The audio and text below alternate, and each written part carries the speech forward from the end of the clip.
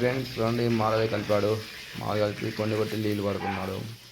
ఈరోజు మనమైతే రూమ్లలో ఫ్లోరింగ్ చేయాలి. ఈ రూమ్లలో నిన్న పాయలు వేసి పెట్టాము.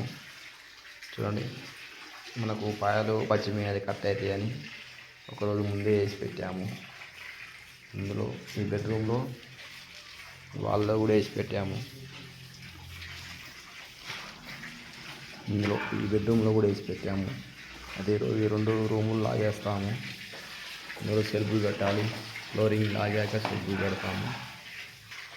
మనకి మాల అయితే సరిపోదు, 2 కట్టలు కలిపాడు మాలు. 2 కట్టలు పోసాక మళ్ళీ 2 కట్టలు కలపాలి.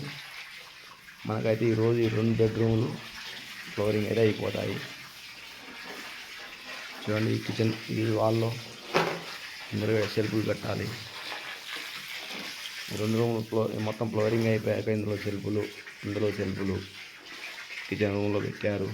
కానీ మంచిగా పెట్టలేదు, నీట్గా పెట్టలేదు. మనం ఇవన్నిటిని తీసేయాలి.